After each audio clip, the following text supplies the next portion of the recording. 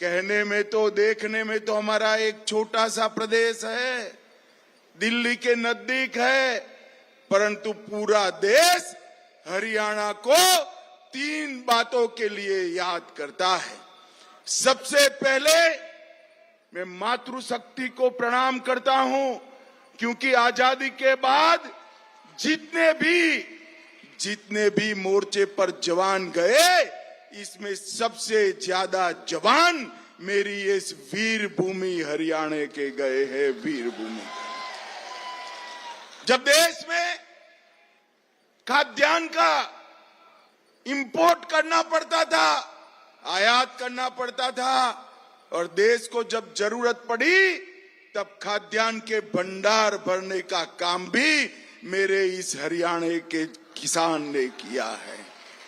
और भाइयों बहनों, अभी ओलंपिक हुआ, पैरा ओलंपिक हुआ, पैरा ओलंपिक हो या ओलंपिक हो, जब भारत का नाम तालिका में आता है, हमारा हरियाणा सबसे ऊपर होता है। हरियाणा ने धाकड़ वीर जवान दिए, धाकड़ खिलाड़ी दिए, और धरती के सीने से पूरे देश की भूख को भरने वाला, अनाज पैदा करने वाला, जगत का तात देने का काम भी हमारे हरियाणा ने किया। और मोदी जी ने ये तीनों क्षेत्र के अंदर 10 साल के अंदर हरियाणा के मूड की तरह किसान के लिए, खिलाड़ियों के लिए और बाकी सब चीजों के लिए विकास करने का काम किया। मैं यहां आया हूं तब मैं चौधरी बंसीलाल जी को भी प्रणाम कर उनका स्मरण कर बात करना चाहता हूं। मगर लोहारू वालों, मैं आज यहां से हुडा साहब को पूछना चाहता हूं, हरियाणा सेना में सबसे ज्यादा जवान भेजने वाला प्रदेश है। 40 साल से सेना के जवान मांग करते थे कि हमें 1 रैंक 1 पेंशन चाहिए, कांग्रेस पार्टी नहीं देती थी। इंदिरा जी ने नहीं दिया, राजीव गांधी ने नहीं दिया, सोनिया मनमोहन ने नहीं दिया। आपने मोदी जी को प्रधानमंत्री बनाया, 14 में बनाया, 15 में 1 रैंक 1 पेंशन देने का काम नरेंद्र मोदी जी ने किया। अभी एक योजना लेकर आए हैं अग्निवीर की, एक कांग्रेस वाले और विशेषकर राहुल बाबा राजनीति कर रहे हैं। मैंने सैनी जी को कहा कि सैनी जी अग्निवीरों का अफवाह फैला रहे हैं।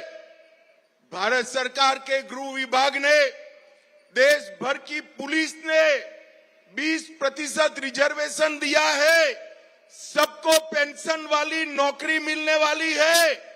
मगर आप क्या करोगे? उन्होंने कहा हरियाणा के जितने भी अग्निवीर है वो सभी को मैं हरियाणा सरकार में नौकरी दे दूंगा, नौकरी दे दूंगा। मैं आज हरियाणा के युवाओं को कहकर जाता हूं, ये हुड्डा एंड कंपनी जिनका काम झूठ फैलाना है, वो कह रहे हैं कि अग्निवीर का बाद में क्या होगा। मैं जो बोलता हूं वो करता हूं, और मोदी जी जो इशारा करते हैं वो भी हो जाता है।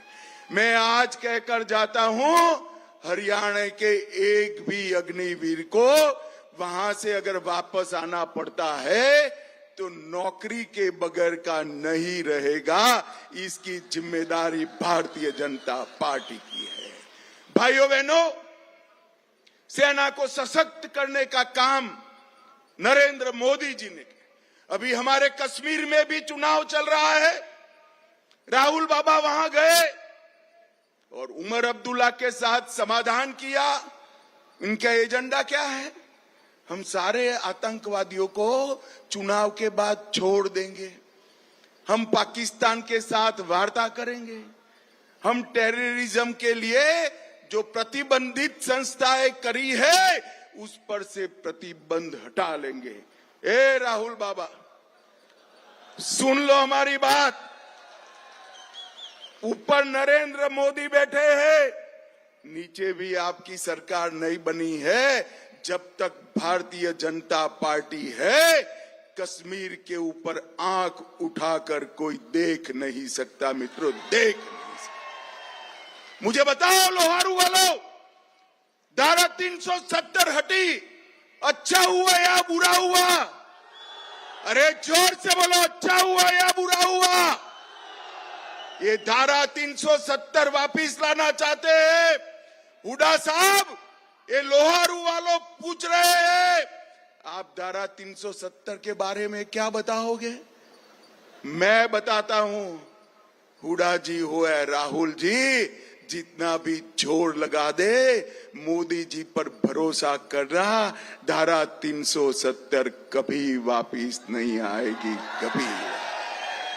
ये कश्मीर के लिए 370 हटाई, उसका जिक्र कर रहे हैं। अरे राहुल गांधी, हम तो वो पार्टी है जो मानती है पाकिस्तान वाला कश्मीर भी भारत का है, हिंदुस्तान का।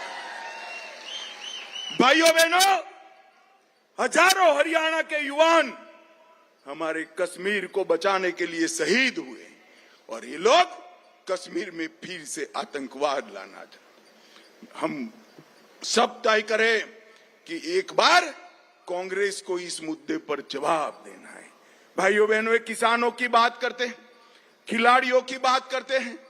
हमारी 10 साल की सरकार ने कोई जिला ऐसा नहीं छोड़ा जहां पर खेल के लिए अच्छा मैदान नहीं है, अच्छा मैदान नहीं है। और मेरी नायब सिंह से बात हुई है, इसके बाद हर ब्लॉक में, हर तहसील में खेलने की और कोचिंग की सुविधा भारतीय जनता पार्टी की सरकार करने वाली है। और मैं आज हुड्डा साहब को पूछना चाहता हूं, हुड्डा साहब, आपने भी कोई कम राज तो नहीं किया, यहां काफी समय राज किया। आप बताइए, आप एमएसपी पर कितना खरीदी करते थे? बताइए जरा, कितने क्रॉप लेते थे?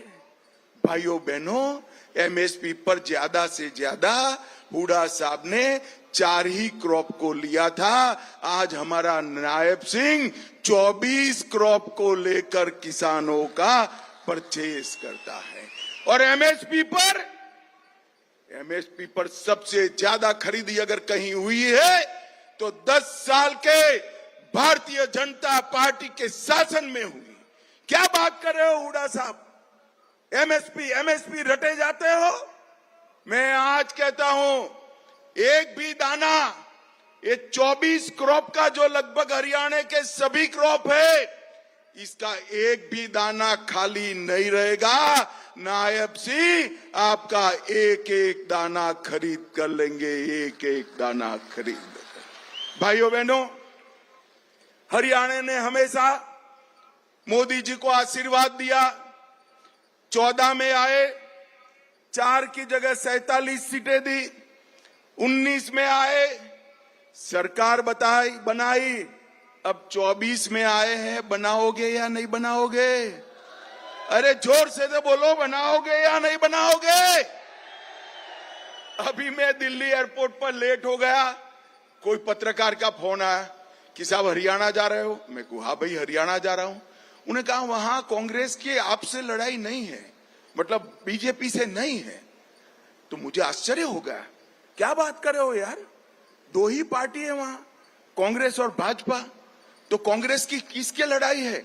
कि उनकी लड़ाई कांग्रेस के साथ ही है। 4 लोग मुख्यमंत्री बनना चाहते हैं और एक दूसरे को हराना चाहते हैं। मुझे बताओ भाई, जो पार्टी अंदर अंदर लड़ने का तय करी हो, वो चुनाव जीत सकती है क्या? अरे जोर से तो बोलो, जीत सकती है। मैं लोहारू आया हूं, ऐसे यहीं से प्रचार का शगुन किया है, मानकर चलो आप। लोहारू में मेरी पहली सभा है, इस चुनाव में पहली सभा।